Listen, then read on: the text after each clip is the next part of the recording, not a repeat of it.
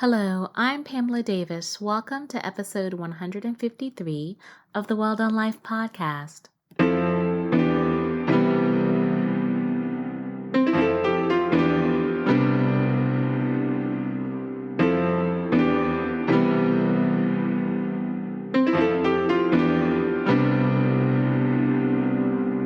Hello, and welcome back to episode 153 of the Well Done Life podcast.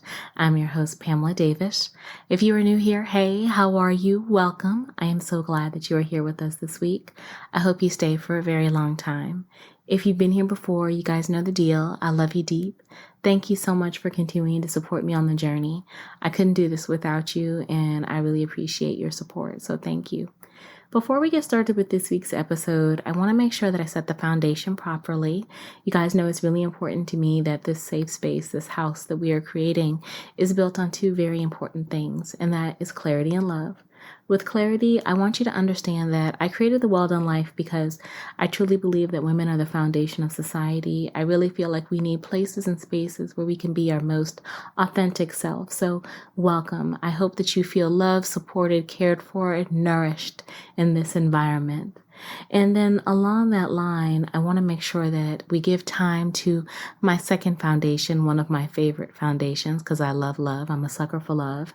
So I like to make sure that every week I send you prayers. It's really important to me to pray for you because I truly believe that I'm not the only person out here praying for us. And I think that when two or more people come together in prayer, we magnify it. So I definitely want to magnify good, positive energy into the air. So I want to make sure that I am sending you prayers. And this week, I want to make sure that I am praying for you to stand in the authenticity of who you are. I mean that by you need to be the badass that you are. You need to stand in the greatness, in the fullness of who you are. There is no more time for lacking. There's no more time for hiding in the corner. You are a queen. You are divine, and you need to stand in the fullness of who you are. Stop hiding yourself. Stop putting yourself away. You need to be out here in all of your glory because the world is waiting for you. And abundance is waiting for you. This is such a transformative time. We can't afford to shrink ourselves because when you shrink yourselves, you don't give yourself the opportunity to really truly take part in all the fullness of it. So I want you this week to stand in the fullness of who you are, the greatness of who you are, the authenticity of yourself. All your emotions, all of them are beautiful, and who you are is amazing. Don't ever push yourself away any longer. So I am definitely, hopefully, inspiring you to be all that you are because we are ready to receive it.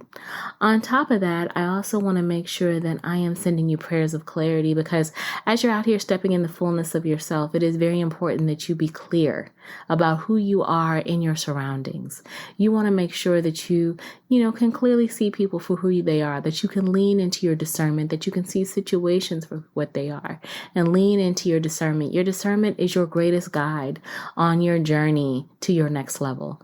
Don't ever question that because that is one of the true gifts that we have been given, that discernment. And we choose sometimes not to listen to it because it goes against sometimes what we want, self, ego, those are the things that we've talked about many times. But in this season, you must stand in the fullness of who you are with discernment, with clarity. So I am asking and praying for you to have clarity this week so that you can clearly see the path before you with the understanding that sometimes you won't be able to navigate it, so easy. Sometimes it won't always be so clear. You'll only be given part of the path to help make sure that you're ready for the journey, but you have to trust, you have to believe that your discernment will guide you where you need to be. So again, you are standing in the fullness of who you are, your badassery, your discernment queen status, and leveraging that discernment to help guide you on the journey.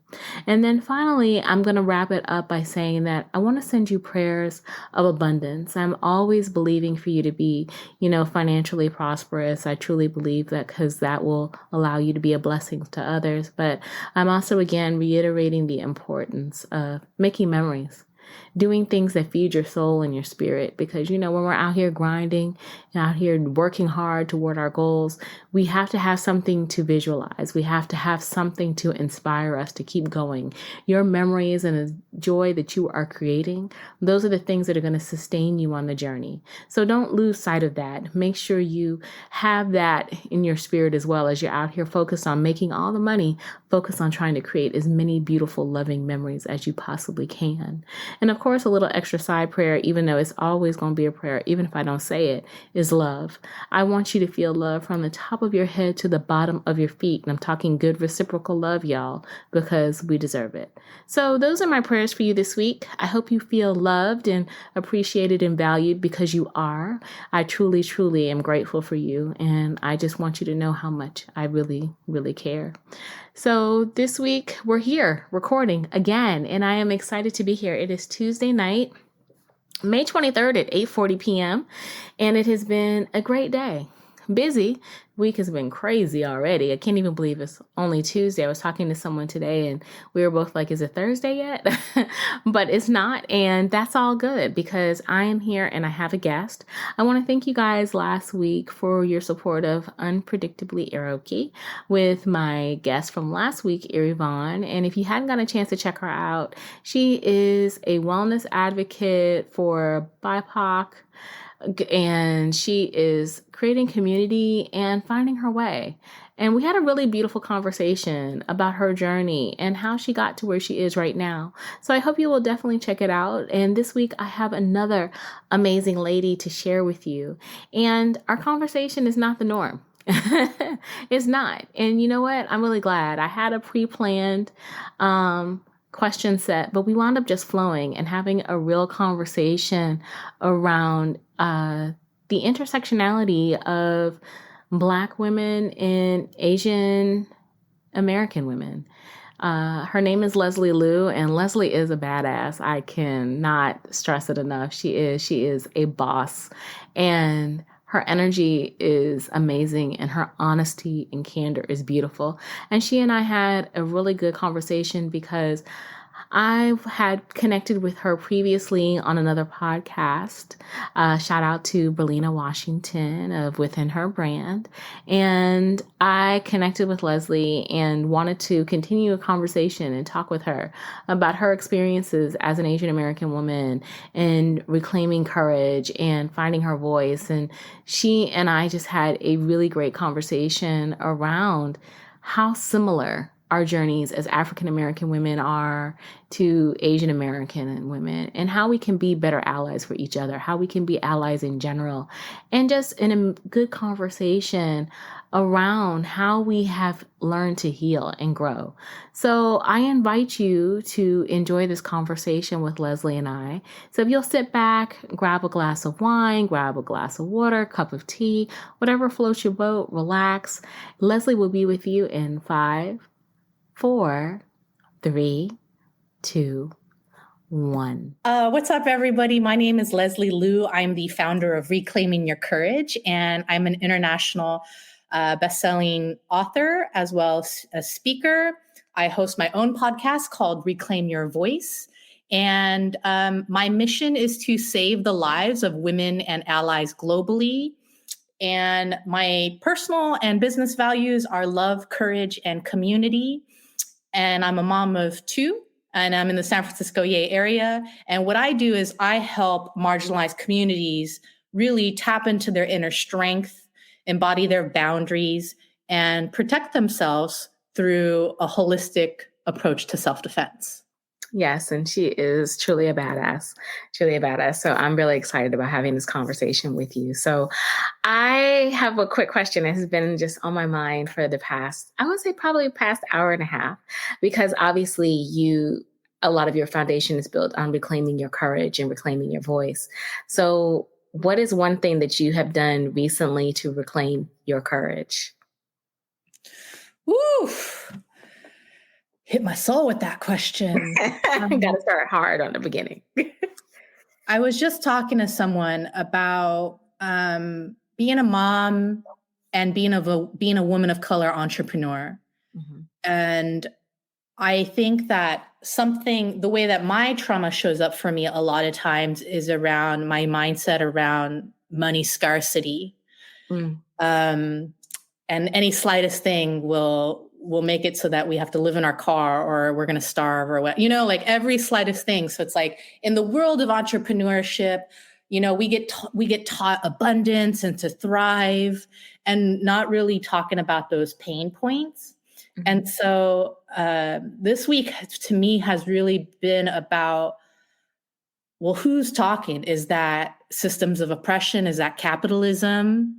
Right? Like, and a lot of the stuff is stuff that we're fed.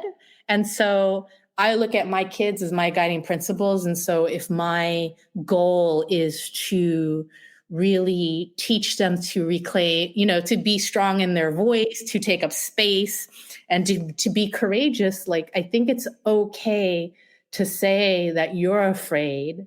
Like, Mm-hmm. I'm afraid, physically afraid of going outside with my kid.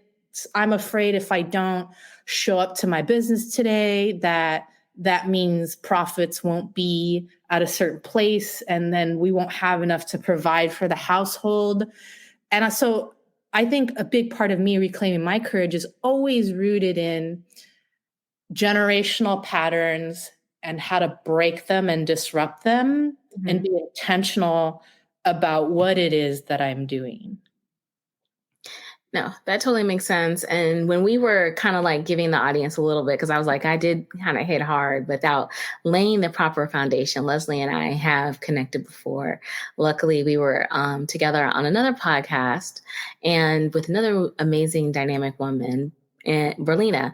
And it was just awesome to be able to, connect, especially with an Asian American woman. And I saw so many similarities because a lot of times as a Black woman, I don't know if it's not natural. It's just that there's maybe not a lot of interaction, I would think, between Asian Americans sometimes and Black Americans, especially even as women.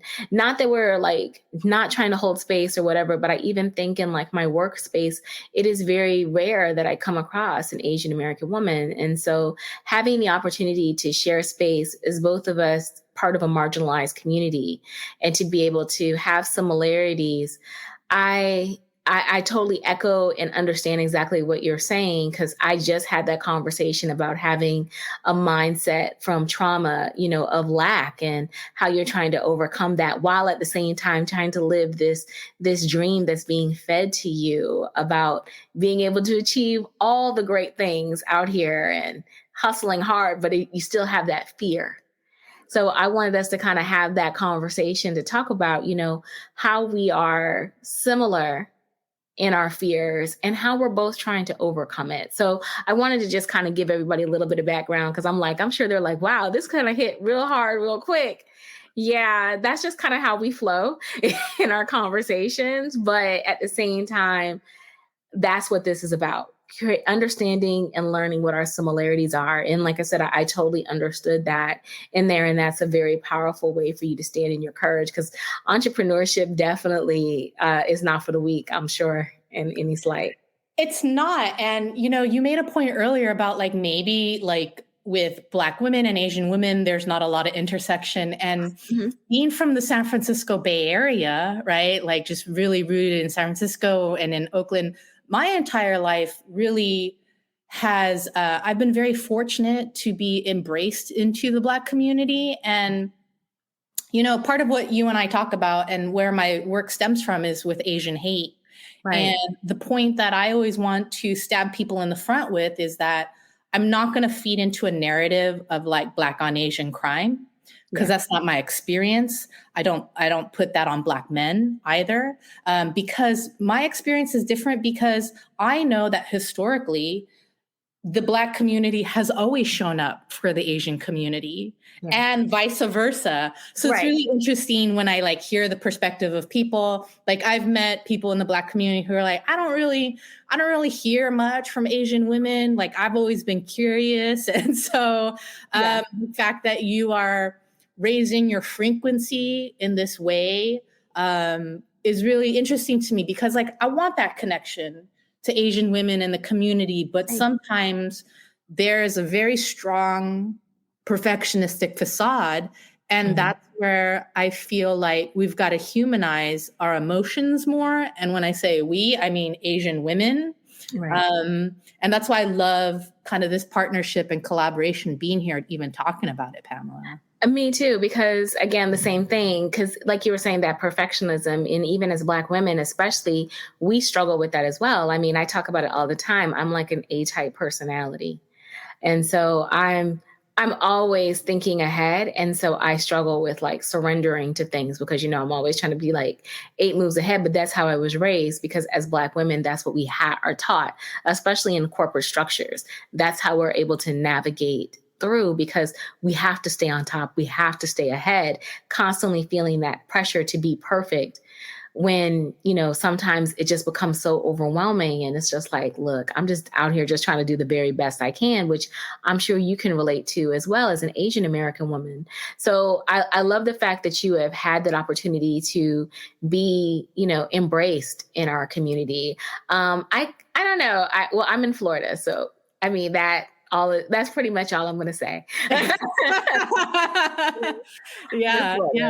No. Well, you know, as you were talking, I think women in the workplace, that's a topic that I feel very strongly about, because I think self-defense is not just about the physical. I think it's about the non-physical stuff, right? It's about the microaggressions in the workplace. It's about kind of this discomfort and the things that we experience. Yeah. And it's interesting because when I think about women in the workplace, I think that we should be advocating for allyship for women, for Asian women with Black women, you know, and vice versa. And I always tell people, I'm like, I don't ever want to assume anything about someone from another culture. So I always think it's important to ask. Right. I also don't assume that it's the responsibility of a Black woman to educate me and have that burden of breaking things down for me. I think it's important to ask questions and to listen. And so where I see the similarities, Pamela, is that when Asian women have to bear silent burdens, how do people acknowledge and show their allyship? And how do people recognize that what I want to kind of break is that people may perceive Asian workers as in a certain way, right? Like these worker bees. Partly I'm like, it's a survival mechanism. And so just because someone is not necessarily stating that they're hurting, you don't ever want to assume, like we're in the middle of Asian American Native Hawaiian Pacific Islander month right now. Yeah. It's not my responsibility to say, why don't we have anything in the company representing us? And I also think it's bullshit when companies just serve egg rolls and chow mein and call that culture and call that DEI. So I think there's a fine line. It's like, how do we support cross-culturally without putting more burden and labor on the other folks? And to me, I think a lot of that comes with us being more open-minded to learn about each other's culture. Like you were saying, it's not my responsibility for you to teach me. It's not your responsibility either. You know, vice versa. Like, we're not here to teach each other about each other's culture. We should inspire to learn. So like for myself, I love to read books and I love to travel. To me, that's like the biggest thing. And I have to admit, traveling to Asia is on my bucket list of places to go. I would have already been there actually outside of COVID, but because that's where I feel like I learned the most about a person's culture. Not necessarily, you know, because I think sometimes, obviously, a lot of the information that we're fed from an entertainment perspective is based on stereotypes. And that's just the nature of the beast of it. However, I think when you go to someone's country and you're able to, or countries, or, you know, and really immerse yourself in the culture, talk to people, see how people are living every day, that's when you learn the trueness of someone's culture. So yes, I would totally recommend taking a trip to Africa, just like I'm sure you know what I mean? It's just about being open to seeing things, not just spoon fed to you. I think that's how you learn, not and having conversations like this. Yeah. What's an Asian destination that was top of your list?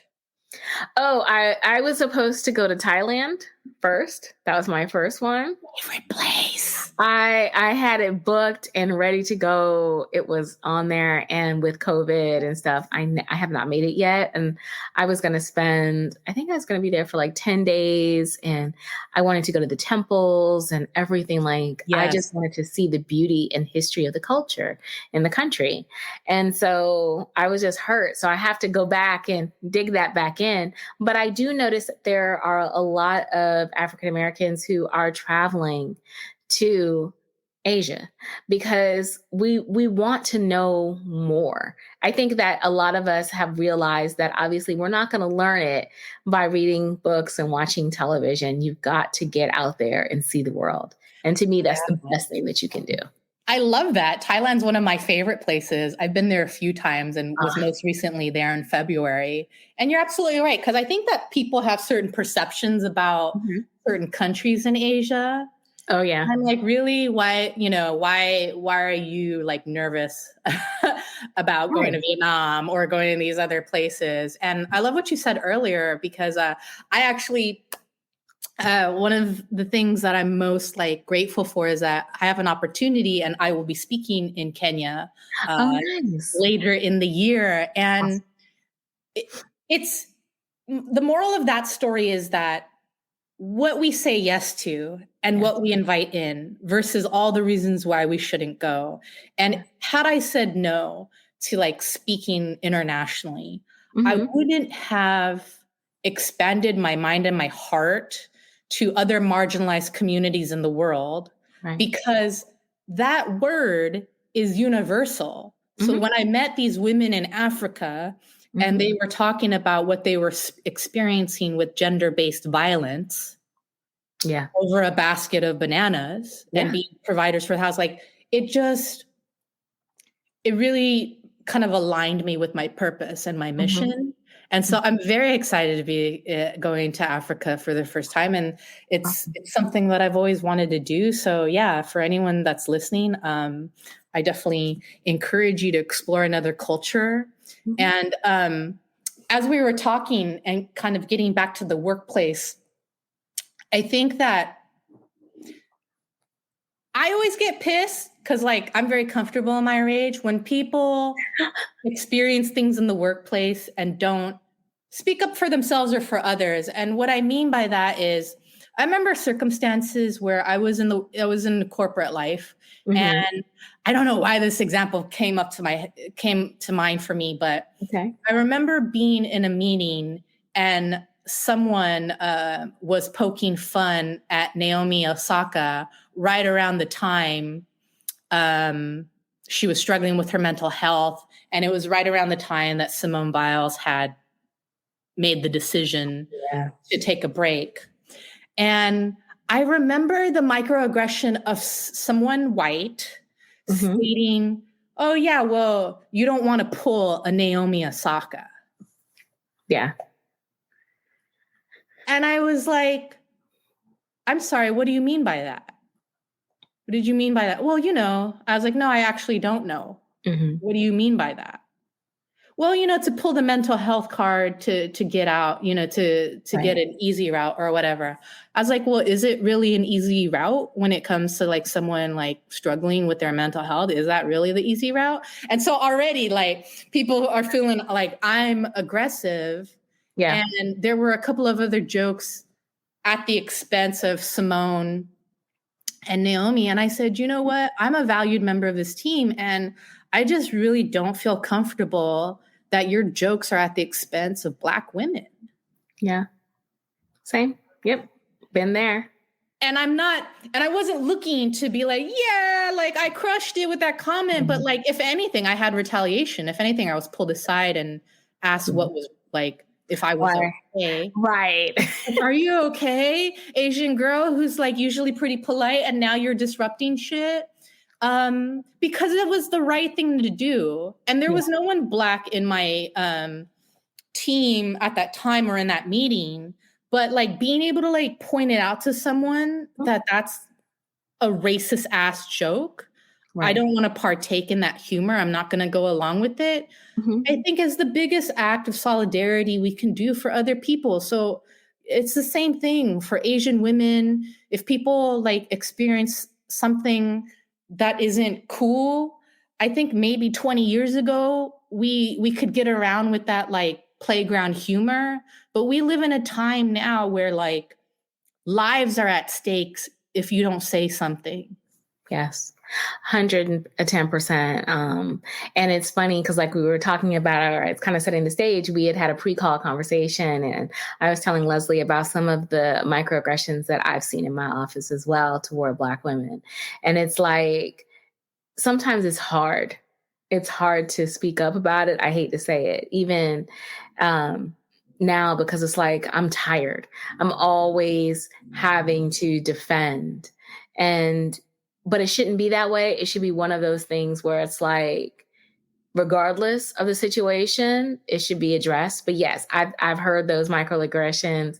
I've seen those. That's actually one of the reasons why I really enjoy COVID. I enjoyed COVID for the fact that it pulled us all out of the office structure, because working in an office, it was too toxic to a certain degree. It was too many microaggressions, too many little slips, too much comfort with being able to say anything about anybody. And the moment that you say something, it's like you said, are you okay? That's like the first thing. Like, to question someone's integrity is for somehow a mental slip. That is a problem. Right. And it's psychological leverage that's being used against you Yep. to instill fear in you. Absolutely. And then I hate to say it, as women of color, then you become labeled within there. Oh, she's difficult, or oh, she's a little sensitive. I've heard that too. A little sensitive. I'm not sensitive. I'm an adult and I just don't want to tolerate racist BS. That's really what it boils down to. You need to grow up. Yeah, I won't tolerate it. That's your Yeah. boundary statement right now. I won't tolerate it. Won't tolerate it. And it shouldn't fall on your shoulders. And that's where community comes into play, Yeah. right? Is really underrepresented groups really coming together and having these kinds of conversations.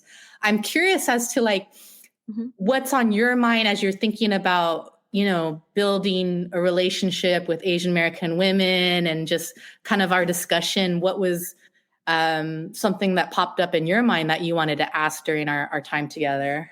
For me, it was more of understanding how you navigate through, like, because I feel there are so many similarities, because again, we are both struggling with the perfectionist syndrome. Black women struggle with that same thing. We have to be perfect. We have to be above board, especially as we are moving through corporate structures and navigating life. We have to be pleasing at all time. So you have those moments where you feel like the imposter syndrome of it all. And so that was one question that came to my mind. Like, do you struggle? How do you deal with that? Because, we call it code switching. I'm not sure if that would even apply to you. Because, with us, it's like code switching in regards to how we talk and our demeanor and mannerisms. You see everyone on social media, like making fun of how you like drive up there, you're playing like really loud hip hop music. And then you drive up to the office and all of a sudden it's really chill. It's like Taylor Swift or something like that. Do you struggle with any of that as well in your interactions? Absolutely. I think that all Asian Americans experience it. It's whether or not we vocalize it. We code switch all the time. I'm from the Bay Area, and I remember being caught up in corporate life of like, people perceive me as an Asian woman, as an assistant, as submissive, that would be agreeable, right? And so, I code switched all the time. Like, I had to wear the corporate like suits and all this stuff, but when I'm in my car, like, I'm listening to Too Short. I love it. It's I knew it from the Bay, right? Yeah. So that's the code switching, and it's like I needed to be able, because people perceive me as an Asian woman to be a certain way. So I felt tension around other cultures and people who just wanted to let loose, right? Right. Because there was this way that I was raised to be proper and respectful, right? And to let others eat first. And, like there's just not a lot. But I think it's important for people to realize like those are traditions and cultural values. It's how we treat our families and stuff like that. But when you're around other folks, like even with other Asian people, I'm like, are we folks or not? Like if I Right. code switch right now, is she picking up what I'm putting out? Because if not, like we're not on the same wavelength, so I'm gonna just kick it over here. Yeah. I totally get that. Yes. Because we have a saying, all kinfolk, all kinfolk is not skinfolk. Like, yeah, is the vibe right? Because you can't give your vibe to everybody. Everybody's not going to understand that. So I totally understand what you mean about having that. And definitely, I can see what you mean, because you are very outspoken. And so I love that about you, but you're right. The stereotype is that you would not be that way, but you kind of brush against it. How did you make that choice to do that? Or were you raised in a more traditional culture, that in a traditional family where everyone was, more along the lines of keeping order? Oh, absolutely traditional, like second generation Korean and Chinese, where Mm-hmm. like my mom told me to iron my brother's clothes and to bring him a drink while he's playing video games. To my family had leverage over my money and how my money was being used once I was in corporate life. Oh, It's wow. the indebtedness Mm-hmm. and the entitlement my family felt to what I earned. So yes, to answer your question, I was raised so traditional, and I grew up in 40 years of suppression. And Right. what did that get me? That got me into so much therapy, and it physically made me sick. And what I mean by that is like not being able to speak up led to me like developing a really bad ulcer, where a doctor had to sit me down and say, like, if you don't find a healthy way to really cope with your stress, then you could really bleed out. Oh, wow. So that was a soul searching moment. Um, and I will tell you that my story is that when I was little, my mom really felt that it was so important for me to be in touch with my Korean culture. So Mm-hmm. she flew me on a plane to Korea to meet up with family. I don't speak the language. I've never been there before. And that would be the trip in which a family friend sexually assaulted me in a car on a, and part of me after the fact, I was so young. Mm-hmm. I I feel like Asians and Asian families get a little competitive with one another, and this kind of one-upness. And I kind of felt like there'd be some trauma Olympics going on. Like, oh, that happened to you. Like, well, this is what happened to me that's worse. Right. And Right. so, and then there were so many people in my family that loved that person. Like, he's a good man. He helped your uncle get a job. He goes to church, all that shit, all that programming. So Mm-hmm. I felt like I deserved it or I did something. And that burden I carried with me for so long. And so long story short is that all of these moments of not speaking up to a sexual assault carry through with me onto the streets, being held at gunpoint and freezing. It carried out for me in the workplace in not being able to like advocate for my pay, for Right. example. And it's not until I became a mom and when Asian hate crimes and the crimes on the Black community really started to erupt, that I couldn't sleep at night, and I could just feel it in my body. And so when we talk about intergenerational trauma, there's a price to pay for not speaking up. And it was literally making me sick to my stomach. So I had to find a way. And for me, I help people in my community really use their voice. Like, it's not enough to just tell Asian people to speak up. A lot of us have not been taught what that sounds like. Right. How to make a boundary. What is that? What do I say? Right. And so I think we didn't have the skill sets and we didn't have the tools growing up, especially if we were kids of immigrant parents. There was no internet back then. So the gap between language and understanding and access to information wasn't there. But we are in a generation now where we have resources, we have the language. So the gap is not as wide and we have an opportunity to change things. And so I think that part of the change is really working through our discomfort and talking about our fear. And that was something I wasn't seeing too much in the Asian community. But when I was building friendships with Black women and bawling my eyes out and also crying when all these other crimes are happening in the Black community and just surrendering and showing that vulnerability is when I feel like I started gaining hope, because that's when allies started coming forward. Yeah, I agree. I think that when you were talking, I could see so many similarities in so many struggles that I have chatted with other Black women about. Like, obviously, and it was funny, I was having a conversation, like I said, with a group of friends. We have like this book we're reading on drama. We're reading about healing from generational trauma, Drama Free by Nedra Tawwab. And we were talking about that. And one thing that I mentioned, I barely know women who have not been sexually assaulted, especially Black women. Like, I don't know many Black women who have not been sexually assaulted in some way. And whether it happened in their youth or it happened as adults, they have been violated. And so that obviously we're showing right there. It is an issue that sweeps across all communities with women being violated. And then, like you said, we lose our voice, we lose our power, we lose our boundaries, because that's not how we were raised. We were raised to be pleasing and to understand. And it's very rare that you had families that raised their daughters to be very opinionated. I know I'm blessed. I was raised in a household with a group of opinionated. My parents said we could be opinionated. They raised us to be that way. It's like the gift and the curse, as they put it, because you get that feedback back when you mess up.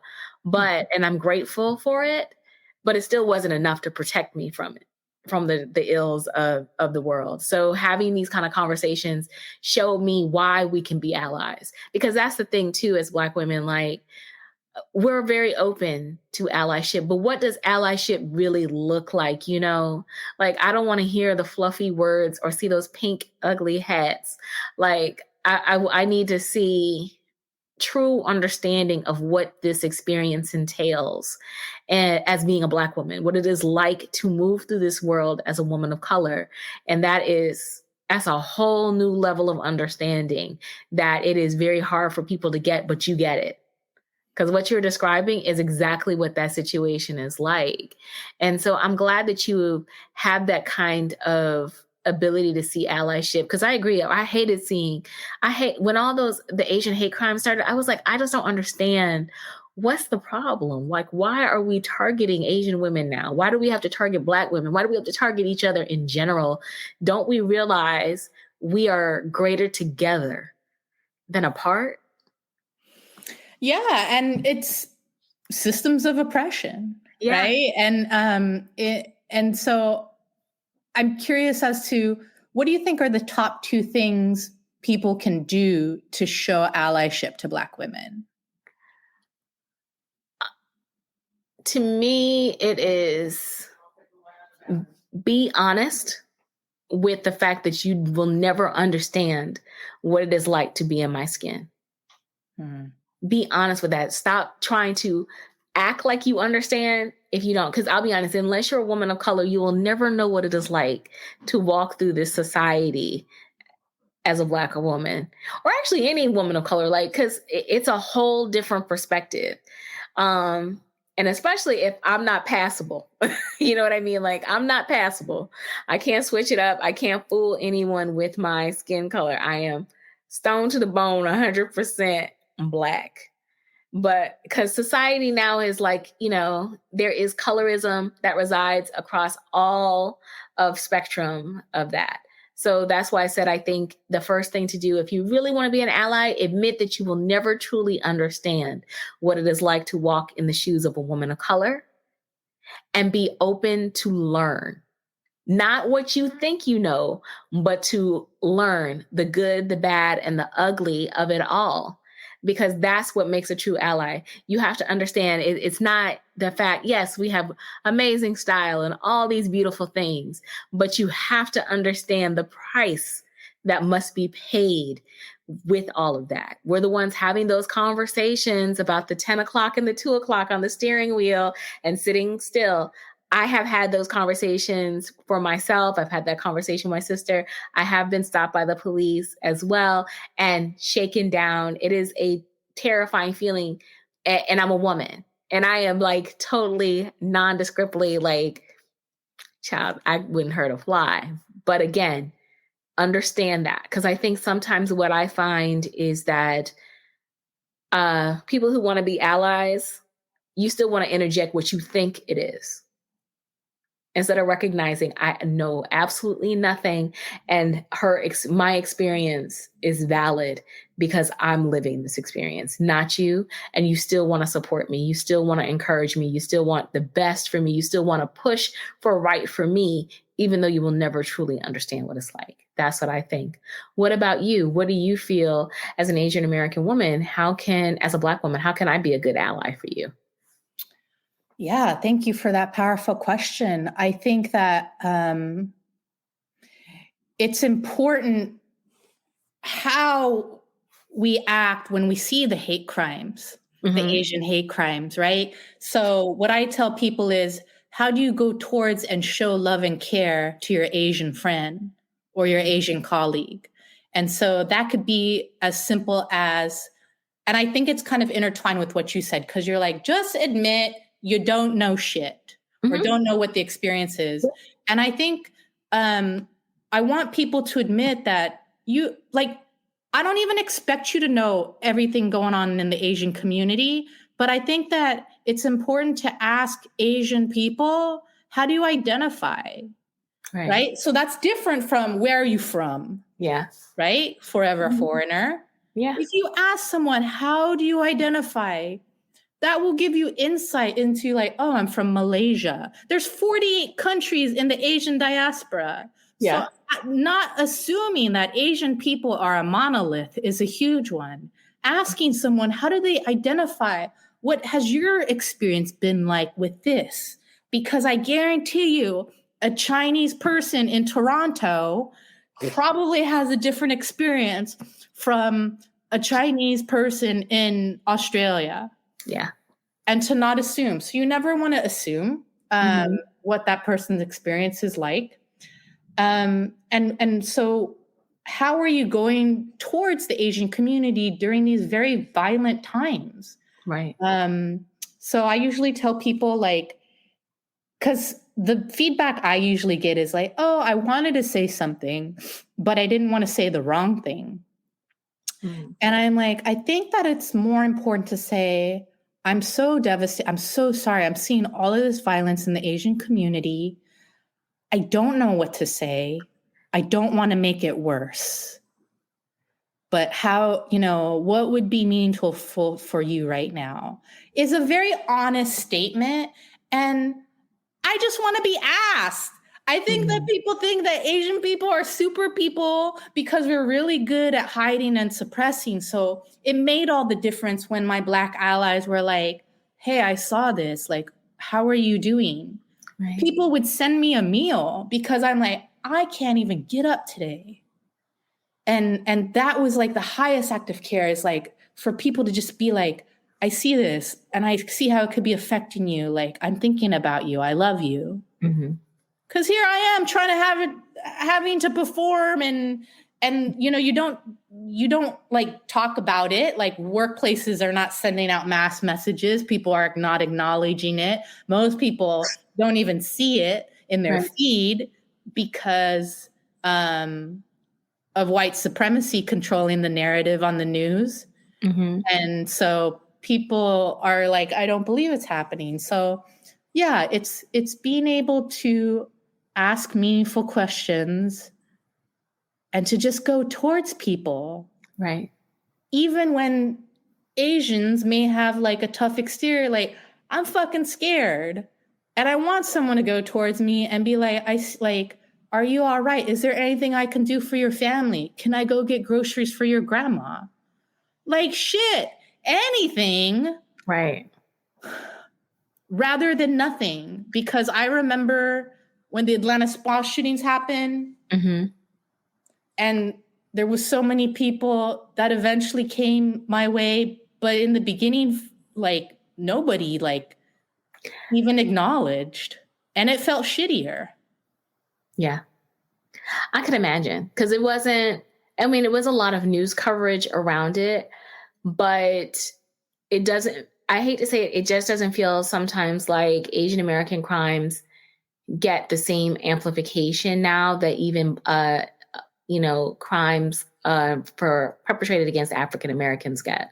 Like, I feel like there is definitely like a tier. I don't know why, but it does. It seems like that. And I do think that's just because of, like you said, the structures of how news is conveyed. It's all about what's going to generate views and engagement so that they can make their ad dollars. And so I think that obviously it was multiple, unfortunately, in that mass shooting in Atlanta. So of course, mass shootings, that always is something that we populate, but that's not the only examples of crimes against Asian American people. I mean, there's been so many, unfortunately, that have occurred right along in line with some of the other crimes. And you're right, it's not as openly spoken about as some. I'm not saying all crimes are talked about, but I do notice that there is a difference with that. And it shouldn't be. Like, crime is crime. It shouldn't be. And I will go on to say that I want people to be aware that it's because like of who's controlling the narrative due to the model minority myth. Right. And the model minority. And so that's why when we see these ads for COVID and new strains of COVID, why is it always Asian people and all of this other stuff? And what I really wanted to dismantle is that the idea that Asians in America have an advantage, that we are white adjacent, is bullshit. So that's why I get rageful when I see stuff like the Atlanta spa shootings and the narrative brings sympathy onto the white shooter. Oh, he was having a bad day. Like, it's just, rather than focusing on, those are 3 Korean grandmothers and a mother whose kids are waking up today and don't have a mom or a grandma. Yeah. But I think it's because of the model minority myth, and for history to put wedges in our communities. Yeah. I think it's for the simple fact so we don't make the connection of the similarities. I think people in the media and the greater system here is for people, you need a scapegoat and you need to place blame. So it's easy, like Asian people, easy prey, especially if they don't speak up and talk about how angry they are about it, and they're not disrupting shit, and they're not, starting, mass marches and mass collective like movements around it. So yeah, it's difficult. It is. And I totally can understand where that would be, because I guess obviously the mindset is, that Asian American communities are so tightly interconnected that, when things occur, you guys rally around that and lock into the community versus worrying about the support. But I think that is obviously it's a faulty narrative. It does not matter, because we're all still we're all still people. We're all still Americans. We're all still here to support and encourage each other. And when something like that happens, we have to speak on it regardless, especially as underrepresented communities, as marginalized communities. It is even more important to me for us to have these kind of conversations, to get to know each other more, to understand our similarities, because there's power in unity. There's power in unity and like pulling up and rolling up deep and showing up, right? Yeah. Like I remember during the Black Lives Matters protests, like, just showing solidarity with my best friend and showing up to the marches in Oakland, right? And vice versa, where when there was Stop Asian Hate rallies and marches, the Black community showing up with these beautiful like posters showing that solidarity. And that's the stuff that I remind people, like, the Black community has always showed up for Asians in, civil rights movements. Yeah. The brutal killing of Vincent Chin. I interviewed Vincent Chin's cousin on my podcast, and she talks about the Reverend Jesse Jackson really showing love, like between the Black and Jewish communities, really helping rally around his mother. Yeah. Who was fighting for justice. And so I tell people, like, look at history. Right. But that's the thing, that's one of the reasons why I think having these kind of conversations are important, especially now, because history is under attack. And so we have to think about that, how important it is that we still we foster conversation as much as possible and try to build the relationship, because, it's under attack. Like I said, I live here in Florida, and not trying to get political, but I guess it is political, with everything that we have with book banning. But it's not just here in Florida, it's throughout the country. And so, and I don't care what anyone says, people need to understand Asian Americans, Black Americans, Native Americans, marginalized communities, we built this country. We built this country on our back with blood, sweat, tears, death, and equity.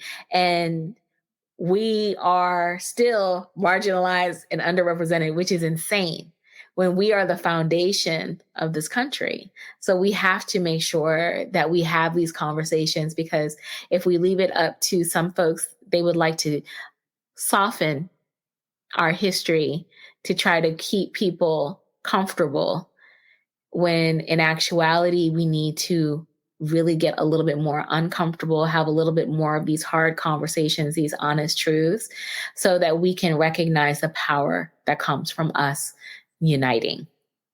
Absolutely. It's about really amplifying those stories and hearing from people who grew up in our parents' generation, who, because these books are not, the books are being banned. And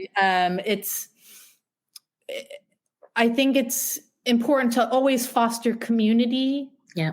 So that we can question and challenge and really take a step back of like, well, are you witnessing this? Because this is how I'm experiencing this. Right. Like, are you seeing that?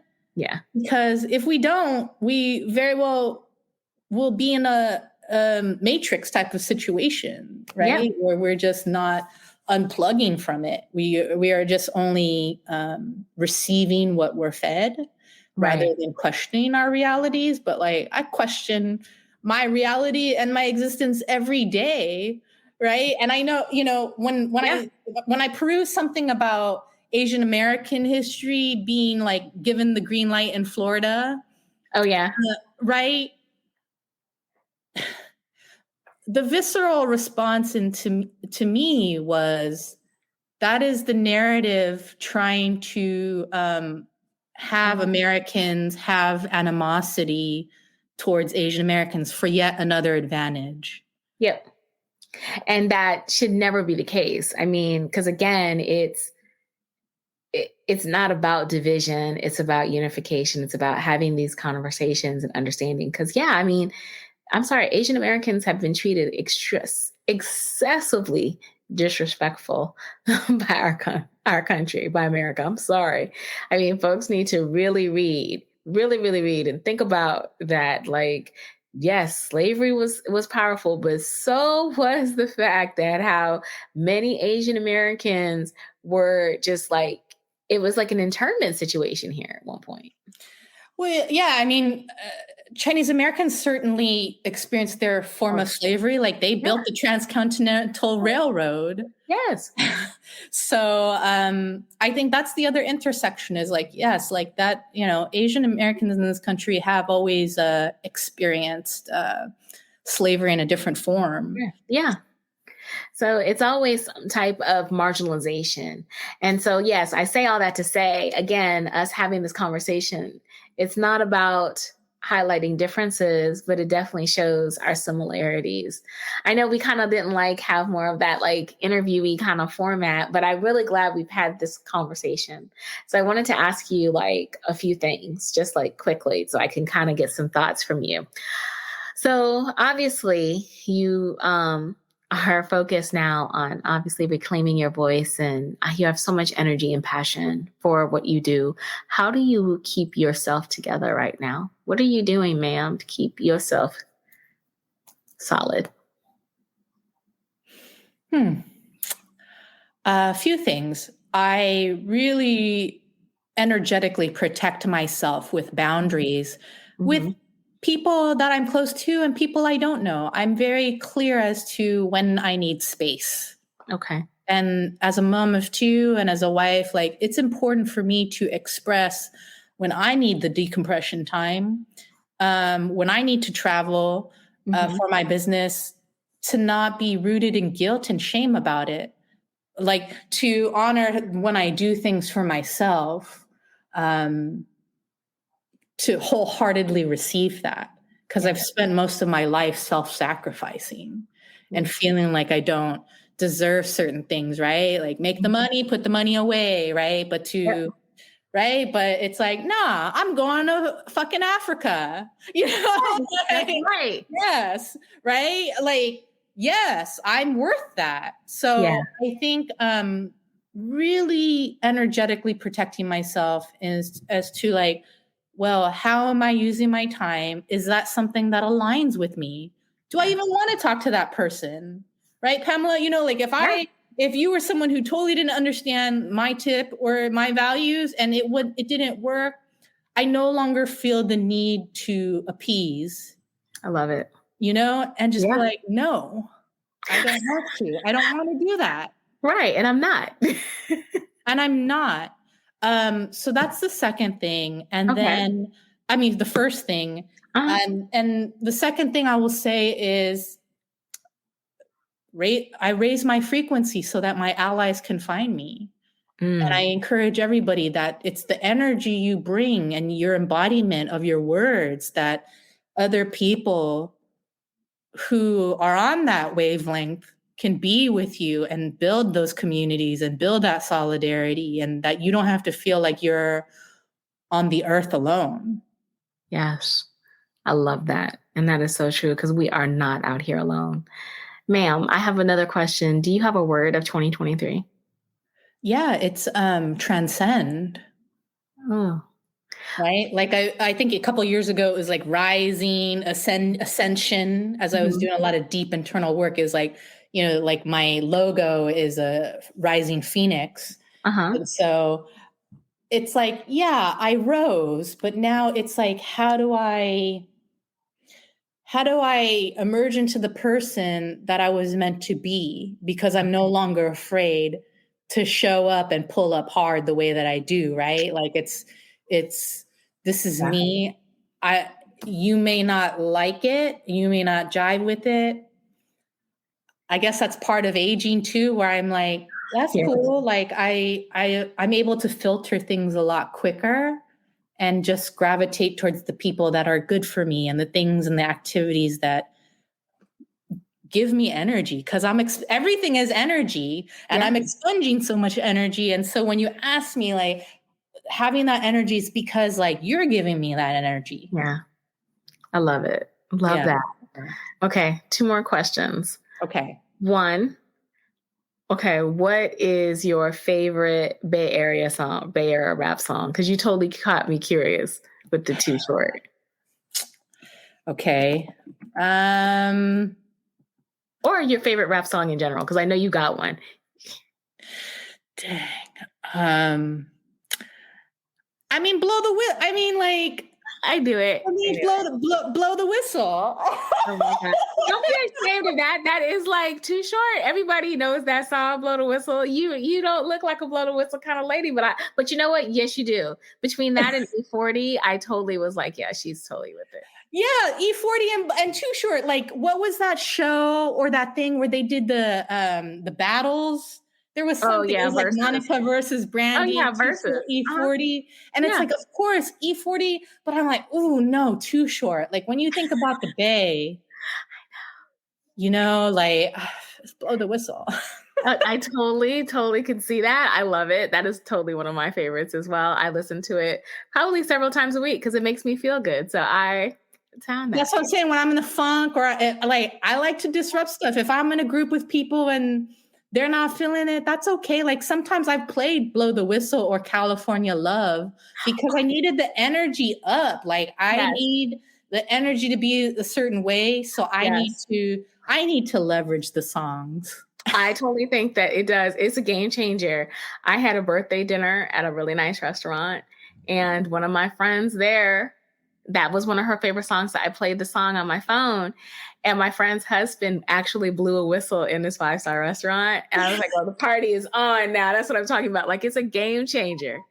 And that's how you find your people. That is, because your people know. And see, that's why we're cool. We're people. So yes, that totally works. Yes, thank you. And then my final question, I want to make sure that we support you. And obviously, I will definitely have you back. I want to continue conversations because I wanted to connect with you because I'm like, I want to be more of an ally to you. Like, I want to learn. Like, I've seen and I follow obviously your journey, and I saw, how hurt you were when everything was going on. And of course I make a comment or whatever, but I'm like, I need to understand more because, like I was saying, it's not anything, believe me, it's just the nature of the beast. I don't really interact with a lot of Asian American people. But I still want to understand, like, I want to be a good ally because that's what we should do. So I want to support you. So please give us all the deets. And I definitely want to make sure we continue these conversations because I think we should, if you're down. Of course, a whole series of it. Thank you for that. And Yeah. So I live on Instagram at Reclaiming Your Courage. So that's where you can get all the tips and the tricks. But really, part of allyship is support Asian creators. When someone is, it's buy local and all that. But when someone is posting about being hurt, about Asian hate, something that is making them feel deep and they're being really vulnerable, I think it's important for people outside of the Asian community to share it. Because if other people don't share it, people don't see it in their algorithm. So here I am hollering as an Asian woman, be like, we're dying and I'm a wreck, but no one will see it. It's more harmful. It's a silent violence. Yeah. It's like when someone like just doesn't repost or share. I'm like, hey, here's 3 creators, follow them. And if you don't know, DM me, ask me, Leslie, who are a couple of reputable sources. So I'm on Instagram. I'm on LinkedIn. You can find me on LinkedIn, Self-Defense Mama, and on Facebook, Leslie Lew, Lew. And really just I'm leading personal and community safety workshops. So really teaching people how to practically defend themselves and how to use their voice. I do a lot of facilitation. But if you know of women of color who are looking for Asian women, who want to bring Asian women into the DEI discussions, right? Like, I feel like as an Asian woman, like, I'm going to show up and we can have these conversations on a panel or at an event or at a summit. I've been there, I've done that. So this is me throwing out the bat signal. If you know someone who wants the voice of an Asian American woman, like, please hit me up. Yeah, no, I love that. And I think it's important because, again, we have to build bridges. Like, this is the end of AAPI month, obviously, but it's not a month. Like, I feel the same way every time like Black History Month. I'm Black 365 days a year. You're Asian 365 days a year. So it's not like it's a month. This is an all the time thing. So it's like, let's have some conversations. Let's bridge the gap. Let's really learn about each other and support each other in the fullness of who we are. So I want to thank you because this has been an amazing conversation. This is the perfect way for me to end my evening. Thank you so much. And because it's May now, I would tell people, if you want to really be an ally, we're already late. It's like end of May right now. Yeah. In February of next year, I want you to go to your company and be like, well, what are we doing to honor AAPI, Asian American, Native Hawaiian Pacific Islander Month? And ask those questions, because you need non-Asian people asking the questions. And if they say we ordered the Chinese food and we got the lion dancers coming, then you need to get yourself an Asian inclusion specialist and someone like myself to really help facilitate some conversations. Yeah. So just keep that in the back of your mind. If you wait till May, it's already too late. People plan this shit 6 months in advance. So make sure you're going to your companies in January and asking, what are we doing to honor this month? Absolutely. The Black History Month and all of the above. Yeah, we just have to be cautious. It'll be the same thing. You guys talking about egg rolls and chow mein. We're looking around like, please do not bust out some fried chicken and watermelon. Let's leave us alone. Just skip it. I mean, really, because, unfortunately, Yeah. But that's, again, the similarity is like, Chinese food doesn't make up half of this stuff. Yes, it's commercialized food that people aren't eating. And same. Like I do eat fried chicken occasionally. It's not like a major part of my diet. Like, no. Well, thank you so much for your allyship and these continued conversations. And we're gonna just keep it going. Absolutely. And I really would, like I said, I want to thank you guys. Thank you for coming on. Thank you for having this conversation with me. So guys, I know it's a little departure from the norm, but this is, hey, we got to disrupt it. We got to end May off with the right type of conversation. And this is just the beginning. So I definitely hope you enjoy this week's episode, and I'll be back next week with a new episode. So take care of yourselves and each other, and we'll talk soon. Bye.